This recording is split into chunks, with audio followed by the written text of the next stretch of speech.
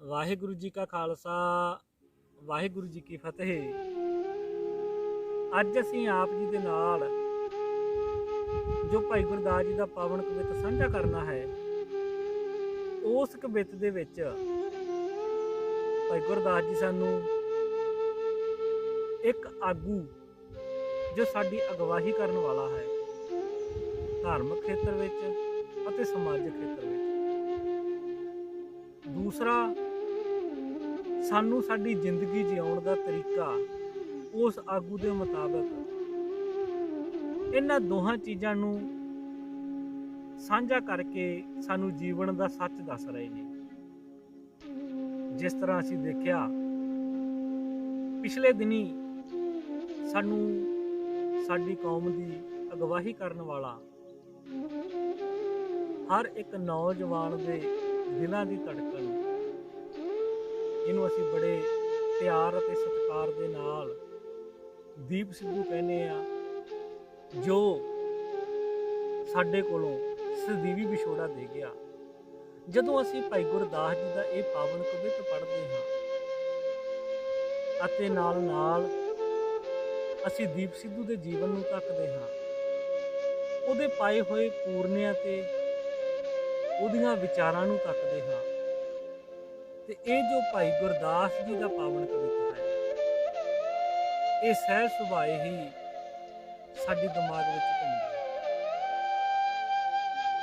ਇੱਕ ਆਗੂ ਤੇ ਆਗੂ ਦੇ ਪਿੱਛੇ ਚੱਲਣ ਵਾਲੀ ਉਮਤ, ਇਹਨਾਂ ਦੋਨਾਂ ਦਾ ਆਪਸੀ ਬੜਾ ਗੂੜਾ ਰਿਸ਼ਤਾ ਹੈ ਕਿ ਇੱਕ ਇਨਸਾਨ ਨੇ ਆਪਣੇ ਆਗੂ ਦੇ ਪਿੱਛੇ ਚੱਲਣਾ ਹੈ, ਤੇ ਪਹਿਲੀ ਗੱਲ ਆਗੂ ਦੀ ਚੋਣ ਕਰਨੀ ਉਹ ਬੜੀ ਜ਼ਰੂਰੀ ਹੈ। ਅਸੀਂ ਕਈ ਵਾਰ ਧਰਮ ਦੀ ਦੁਨੀਆ ਵਿੱਚ ਜਦੋਂ ਆਗੂ ਦੀ ਚੋਣ ਕਰਦੇ ਹਾਂ,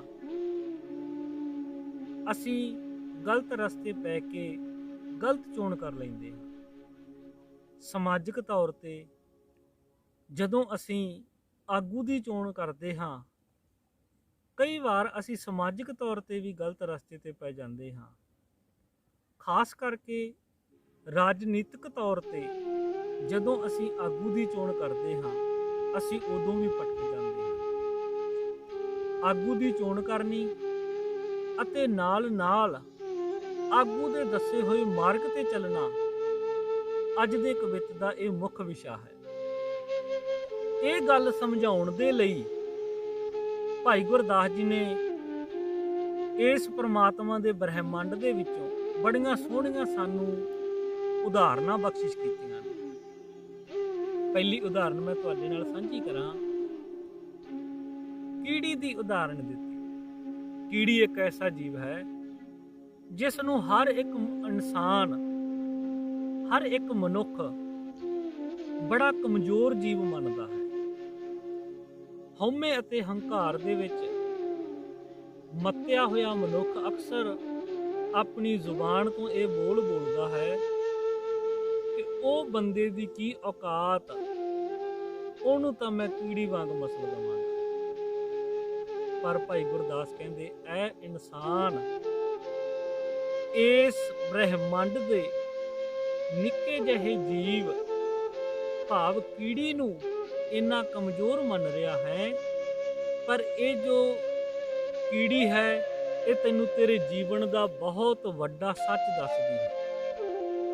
ਤੈਨੂੰ ਆਪਣੇ ਆਗੂ ਦੇ ਪਿੱਛੇ, ਤੇਰੀ ਅਗਵਾਈ ਕਰਨ ਵਾਲੇ ਦੇ ਪਿੱਛੇ ਕਿਵੇਂ ਚੱਲਣਾ ਹੈ ਉਹ ਤਰੀਕਾ ਤੈਨੂੰ ਕੀੜੀ ਦੱਸ ਰਹੀ ਹੈ। ਭਾਈ ਗੁਰਦਾਸ ਜੀ ਕਹਿੰਦੇ ਕਦੇ ਇਸ ਧਰਤੀ ਦੇ ਉੱਪਰ ਕਿਸੇ ਦੀਵਾਰ ਦੇ ਉੱਪਰ ਕੀ ਚੱਲਦੀਆਂ ਹੋਈਆਂ ਕੀੜੀਆਂ ਦੀਆਂ ਕਤਾਰਾਂ ਨੂੰ ਤੱਕੀ, ਵੇਖੀ ਉਹਨਾਂ ਦੀ ਕੀੜੀਆਂ ਦੀ ਕਤਾਰ ਨੂੰ ਕਿ ਕਿਸ ਤਰ੍ਹਾਂ ਉਹ ਆਪਣੀ ਅਗਵਾਈ ਕਰਨ ਵਾਲੀ ਕੀੜੀ ਦੇ ਪਿੱਛੇ, ਕਿਸ ਤਰ੍ਹਾਂ ਉਹ ਆਪਣੇ ਆਗੂ ਦੇ ਪਿੱਛੇ ਪਿੱਛੇ ਇੱਕ ਲਾਈਨ ਵਿੱਚ ਚੱਲਦੀਆਂ ਨੇ।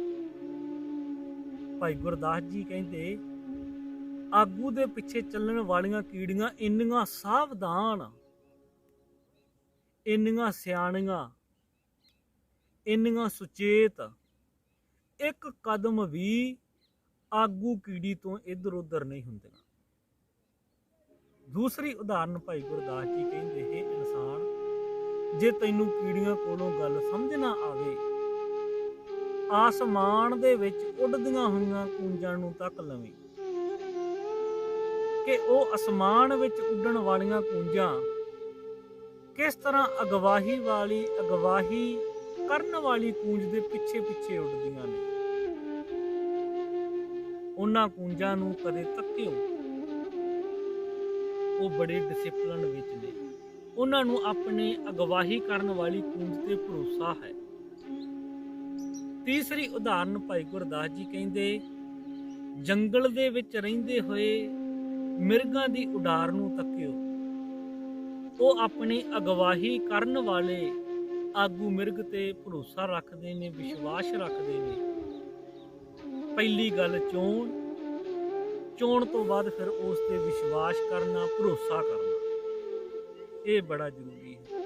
ਇਹਨਾਂ ਤਿੰਨ ਉਦਾਹਰਨਾਂ ਤੋਂ ਭਾਈ ਗੁਰਦਾਸ ਜੀ ਕਹਿੰਦੇ ਨੇ, ਇਹ ਇਨਸਾਨ ਕੀੜੀਆਂ ਦੇ ਕੋਲੋਂ ਸਿੱਖ, ਜਿਵੇਂ ਕੀੜੀਆਂ ਆਪਣੇ ਆਗੂ ਦੇ ਅਗਵਾਈ ਕਰਨ ਵਾਲੀ ਕੀੜੀ ਦੇ ਪਿੱਛੇ ਪਿੱਛੇ ਚੱਲਦੀਆਂ ਨੇ, ਤੇਰੀ ਧਰਮ ਦੀ ਦੁਨੀਆ ਵਿੱਚ ਅਗਵਾਈ ਕਰਨ ਵਾਲਾ ਤੇਰਾ ਗੁਰੂ, ਸ਼ਬਦ ਗੁਰੂ, ਧੰਨ ਗੁਰੂ ਗ੍ਰੰਥ ਸਾਹਿਬ ਹੈ। ਤੂੰ ਬਾਣੀ ਮੁਤਾਬਕ ਜੀਵਨ ਹੈ। ਸਮਾਜਿਕ ਤੌਰ ਤੇ ਤੇਰੀ ਅਗਵਾਈ ਕਰਨ ਵਾਲੇ ਉਹ ਇਨਸਾਨ ਜਿਨ੍ਹਾਂ ਦਾ ਜੀਵਨ ਜੋ ਨਿਧੜਕ ਦੀਪ ਸਿੱਧੂ ਵਰਗੇ ਸਨ, ਇਸ ਤਰ੍ਹਾਂ ਦੇ ਆਗੂ ਦੇ ਦੱਸੇ ਹੋਏ ਮਾਰਗ ਤੇ ਚੱਲੇ। ਜੇ ਤੈਨੂੰ ਕੀੜੀਆਂ ਤੋਂ ਗੱਲ ਸਮਝ ਨਹੀਂ ਆਉਂਦੀ ਤਾਂ ਤੂੰ ਗੱਲ ਕੂੰਜ ਦੇ ਕੋਲੋਂ ਸਿੱਖ। ਐਸੇ ਨਿਧੜਕ ਜੋ ਆਗੂ ਨੇ, ਤੇਰੀ ਉਡਾਰੀ ਐਸੇ ਨਿਧੜਕ ਆਗੂਆਂ ਦੀ ਉਡਾਰੀ ਵਰਗੀ ਹੋਵੇ। ਤੂੰ ਇਸੇ ਤਰ੍ਹਾਂ ਤੇਰਾ ਜੀਵਨ ਨਾ ਹੋਵੇ ਕਿ ਜਿੱਧਰ ਤੇਰਾ ਜੀ ਕੀਤਾ ਡੰਗਰਾਂ ਵਾਂਗ ਤੁਰਿਆ ਫਿਰਦਾ ਰਿਹਾ। ਇੱਕ ਸਿਆਣੇ ਮਿਰਗਾਂ ਦੀ ਉਡਾਰ ਵਰਗਾ ਹੋਵੇ, ਜਿਵੇਂ ਮਿਰਗਾਂ ਦੀ ਉਡਾਰ ਆਪਣੇ ਅਗਵਾਈ ਕਰਨ ਵਾਲੇ ਮਿਰਗ ਦੇ ਪਿੱਛੇ ਪਿੱਛੇ ਚੱਲਦੀ ਹੈ। ਤੂੰ ਆਪਣੇ ਧਾਰਮਿਕ ਤੌਰ ਤੇ ਆਗੂ ਕਰਨ ਵਾਲੇ ਗੁਰੂ ਦੇ ਪਿੱਛੇ ਤੇ ਸਮਾਜਿਕ ਤੌਰ ਤੇ ਜੋ ਸਾਡੇ ਆਗੂ ਸਿਆਣੇ ਸੂਝਵਾਨ, ਜੋ ਸਾਨੂੰ ਸਾਡੇ ਹੱਕਾਂ ਪ੍ਰਤੀ, ਜੋ ਸਾਨੂੰ ਸਾਡੇ ਕਰਤੱਵਾਂ ਪ੍ਰਤੀ ਜਾਗਰੂਕ ਕਰਾਉਂਦੇ ਨੇ, ਐਸੇ ਆਗੂਆਂ ਦਾ ਤੂੰ ਸਾਥ ਦੇਵੇਂ। ਪਰ ਮੈਨੂੰ ਮਾਫ ਕਰਨਾ, ਸਾਡਾ ਜੋ ਜੀਵਨ ਹੈ, ਜਦੋਂ ਅਸੀਂ ਆਪਣਾ ਜੀਵਨ ਤੱਕਦੇ ਹਾਂ, ਸਾਡਾ ਜੀਵਨ ਕੀੜੀਆਂ ਵਰਗਾ ਨਹੀਂ, ਸਾਡਾ ਜੀਵਨ ਕੀੜਿਆਂ ਦੇ ਪਾਉਣ ਵਰਗਾ ਹੈ। ਜਿੱਧਰ ਜਿਸ ਮਨੁੱਖ ਦਾ ਜੀ ਕੀਤਾ, ਜਿੱਧਰ ਮੂੰਹ ਹੋਇਆ ਉਧਰ ਤੁਰ ਪਏ। ਜਿਸ ਤਰ੍ਹਾਂ ਕੀੜਿਆਂ ਦਾ ਭੌਣ ਹੈ ਨਾ, ਕੁਝ ਕੀੜੇ ਇਸ ਪਾਸੇ, ਕੁਝ ਕੀੜੇ ਸੱਜੇ, ਕੁਝ ਖੱਬੇ, ਭਾਵ ਅਸੀਂ ਆਪ ਮਹਾਰੇ ਹੋ ਗਏ, ਧਰਮ ਦੀ ਦੁਨੀਆ ਵਿੱਚ ਵੀ ਤੇ ਸਮਾਜਿਕ ਦੁਨੀਆ ਵਿੱਚ। ਸਾਡਾ ਜੀਵਨ ਕੂੰਜਾਂ ਵਰਗਾ ਨਾ ਰਿਹਾ। ਜਿਵੇਂ ਕੀੜਿਆਂ ਦਾ ਝੁੰਡ, ਕੀੜਿਆਂ ਦਾ ਭੌਣ ਆਗੂ ਤੋਂ ਵਿਹੂਣਾ ਹੋ ਜਾਂਦਾ ਹੈ ਤੇ ਆਪ ਮੁਹਾਰਾ ਹੋ ਜਾਂਦਾ ਹੈ। ਜਿਸ ਤਰ੍ਹਾਂ ਪੰਛੀਆਂ ਦੀ ਉਡਾਰ, ਆਪਾਂ ਅਕਸਰ ਇੱਥੇ ਆਸਮਾਨ ਦੇ ਵਿੱਚ ਪੰਛੀਆਂ ਨੂੰ ਉੱਡਦਿਆਂ ਤੱਕਦੇ ਹਾਂ। ਤੁਸੀਂ ਕਬੂਤਰ, ਤੋਤੇ, ਹੋਰ ਅਨੇਕਾਂ ਜੀਵ ਅਸਮਾਨ ਵਿੱਚ ਉੱਡਦੇ ਤੱਕੇ ਹੋਣੇ ਆ। ਉਹਨਾਂ ਦੀ ਜੋ ਉਡਾਰ ਹੈ ਉਹ ਆਗੂ ਤੋਂ ਵਿਹੂਣੀ ਹੈ। ਤੇਰੀ ਇਹ ਇਨਸਾਨ ਆਗੂ ਤੋਂ ਵਿਹੂਣੀ ਉਡਾਰ ਨਾ ਹੋਵੇ, ਤੇਰਾ ਜੀਵਨ ਆਗੂ ਤੋਂ ਬਿਨਾਂ ਨਾ ਹੋਵੇ। ਇਸੇ ਤਰ੍ਹਾਂ ਮਿਰਗਾਂ ਦੀ ਉਡਾਰ ਦੀ ਭਾਈ ਗੁਰਦਾਸ ਜੀ ਗੱਲ ਕਰਦੇ ਨੇ ਕਿ ਆਪ ਜੀ ਆਪਣੇ ਆਗੂ ਦੇ ਪਿੱਛੇ ਪਿੱਛੇ, ਆਗੂ ਦੇ ਦੱਸੇ ਹੋਏ ਗੁਣਾ, ਆਗੂ ਦੀਆਂ ਦੱਸੀਆਂ ਹੋਈਆਂ ਵਿਚਾਰਾਂ, ਆਗੂ ਦਾ ਦੱਸਿਆ ਹੋਇਆ ਕਿਰਦਾਰ, ਉਸ ਮੁਤਾਬਕ ਤੁਹਾਡਾ ਜੀਵਨ ਬਤੀਤ ਹੋਵੇ। ਭਾਈ ਗੁਰਦਾਸ ਜੀ ਬਖਸ਼ਿਸ਼ ਕਰਦੇ ਨੇ, ਸਾਨੂੰ ਸਮਝਾਉਂਦੇ ਨੇ। ਮੈਂ ਆਪ ਜੀ ਦੇ ਨਾਲ ਕਵਿਤ ਸਾਂਝਾ ਕਰਾਂ।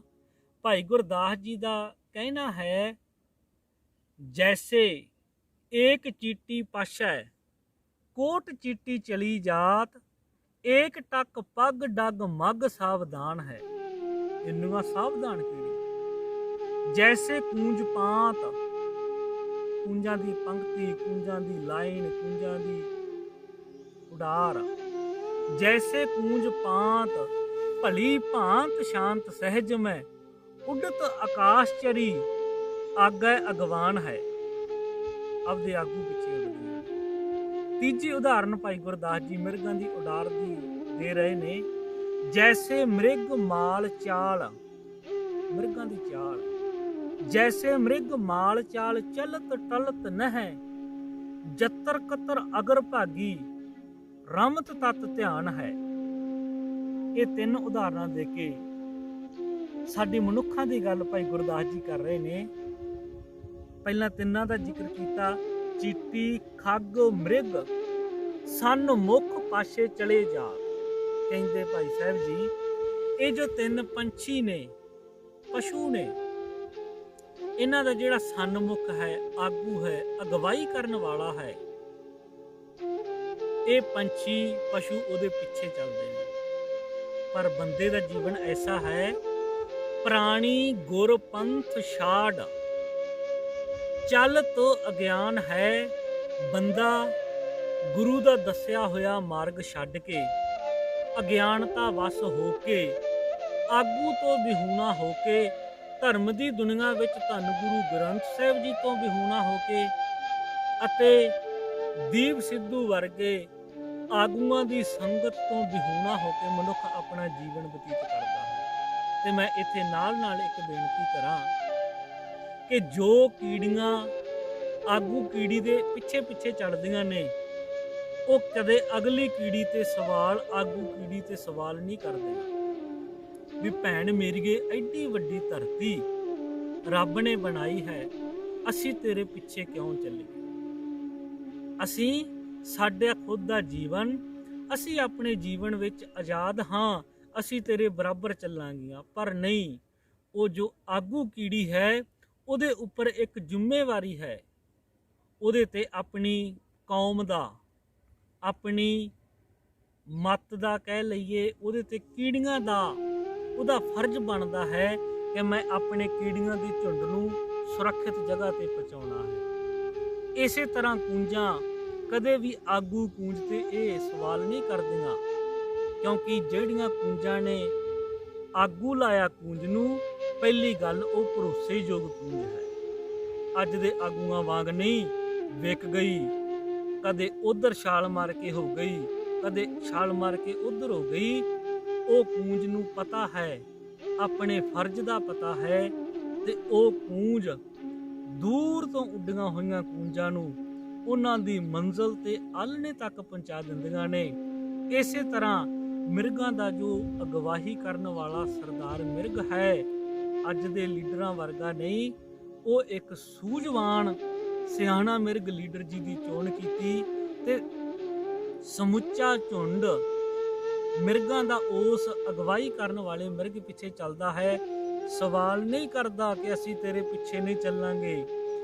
ਕਦੇ ਦੂਜੀਆਂ ਕੂੰਜਾਂ ਅਗਵਾਈ ਕਰਨ ਵਾਲੀ ਕੂੰਜ ਨੂੰ ਸਵਾਲ ਨਹੀਂ ਕਰਦੀਆਂ ਵੀ ਅਸੀਂ ਤੇਰੇ ਬਰਾਬਰ ਉੱਡਾਂਗੀਆਂ, ਅਸੀਂ ਅੱਗੇ ਉੱਡਾਂਗੀਆਂ। ਬਸ ਉਹ ਆਪਣੇ ਆਗੂ ਤੇ ਭਰੋਸਾ ਰੱਖਦੀਆਂ ਨੇ। ਅੱਜ ਸਾਡੀ ਕੌਮ ਦੀ ਅਗਵਾਈ ਕਰਨ ਵਾਲਾ ਉਹ ਆਗੂ ਸਾਡੇ ਵਿਚਕਾਰ ਨਹੀਂ ਰਿਹਾ। ਸਾਰੀ ਦੁਨੀਆ ਨੂੰ ਬੜਾ ਦੁੱਖ ਹੈ। ਜਿਹੜੇ ਮਨੁੱਖਾਂ ਨੇ ਕਦੇ ਬਾਈ ਫੇਸ ਉਸ ਸਾਡੇ ਵੱਡੇ ਵੀਰ ਦੀਪ ਸਿੱਧੂ ਨੂੰ ਕਦੇ ਨਹੀਂ ਤੱਕਿਆ, ਅੱਜ ਉਹਨਾਂ ਦੇ ਮਨਾਂ ਅੰਦਰ ਵੀ ਬੜਾ ਦੁੱਖ ਹੈ। ਸੋ ਇਹ ਭਾਈ ਗੁਰਦਾਸ ਜੀ ਦਾ ਪਾਵਨ ਕਵਿੱਤ, ਇਹਦੇ ਰਾਹੀਂ ਇਹੀ ਸਾਨੂੰ ਸਿੱਖਿਆ ਮਿਲਦੀ ਹੈ। ਪਹਿਲੀ ਗੱਲ, ਜਿਸ ਆਗੂ ਦੀ ਅਸੀਂ ਚੋਣ ਕਰਨੀ ਹੈ ਉਹ ਆਗੂ ਕੈਸਾ ਹੋਵੇ, ਜ਼ਿੰਮੇਵਾਰ ਹੋਵੇ, ਕੀੜੀ ਵਰਗਾ ਹੋਵੇ, ਕੂੰਜ ਵਰਗਾ ਹੋਵੇ, ਮਿਰਗ ਵਰਗਾ ਹੋਵੇ। ਤੇ ਸਾਡਾ ਇਹ ਫਰਜ਼ ਬਣਦਾ ਹੈ, ਪਹਿਲੀ ਗੱਲ ਆਗੂ ਦੀ ਚੋਣ, ਦੂਸਰੀ ਗੱਲ ਉਸ ਆਗੂ ਦੇ ਪਿੱਛੇ ਪਿੱਛੇ ਚੱਲਣ ਦਾ ਸਾਡਾ ਕਰਤੱਵ। ਹੁਣ ਮੈਂ ਆਪ ਜੀ ਦੇ ਨਾਲ ਭਾਈ ਗੁਰਦਾਸ ਜੀ ਦਾ ਕਵਿੱਤ ਸਾਂਝਾ ਕਰਾਂ। ਭਾਈ ਗੁਰਦਾਸ ਜੀ ਬਖਸ਼ਿਸ਼ ਕਰਦੇ ਨੇ। ਪਹਿਲੀ ਉਦਾਹਰਨ, ਜੈਸੇ ਏਕ ਚੀਟੀ ਪਾਸ਼ਾ ਕੋਟ ਚੀਟੀ ਚਲੀ ਜਾਤ, ਏਕ ਟਕ ਪੱਗ ਡਗ ਮੱਗ ਸਾਵਧਾਨ ਹੈ। दूसरी उदाहरण कूंज दी, जैसे कूंज पांत भली भांत शांत सहज में उडत आकाश चरी आगे अगवान है। तीसरी उदाहरण भाई साहब बख्शदे ने, जैसे मृग माल चाल चलत टलत नह जत्र कतर अगर भागी रमत तत ध्यान है। फिर तिन्ना गल्लां दा निचोड़ कढ के साडी ਝੋਲੀ पाया, सिक्ख्या दित्ती, चीटी खग मृग सन मुख पाछे चले जात, प्राणी गुर पंथ छाड़ चलत अज्ञान है। बंदा इंसान मनुख रब दा दस्या होया पंथ रस्ता छड्ड के अज्ञानता दे वस पता नहीं किथे किथे भटक रहा है। अज ये कवित जो धन गुरु ग्रंथ साहिब जी की किरपा दे नाल संगत दीआं असीसां दे नाल आप जी दे नाल साझा कर रहे हाँ। ये भाई साडे बड़े सत्कारयोग वीर दीप सिद्धू नूं साडे वल्लों श्रद्धांजलि के रूप विच है। जे आप जी नूं ये कवित सोहना लगा, सिक्ख्यावां चंगियां लगियां, किरपा करियो इस वीडियो नूं ਵੱਧ ਤੋਂ ਵੱਧ शेयर लाइक ਅਤੇ कमेंट करियो। ਇੰਨੀਆਂ ਕੁ ਬੇਨਤੀਆਂ ਪ੍ਰਵਾਨ ਕਰਨੀਆਂ ਜੀ। ਸਾਰਿਆਂ ਦਾ ਬਹੁਤ ਬਹੁਤ ਧੰਨਵਾਦ। ਵਾਹਿਗੁਰੂ ਜੀ ਕਾ ਖਾਲਸਾ, ਵਾਹਿਗੁਰੂ ਜੀ ਕੀ ਫਤਿਹ।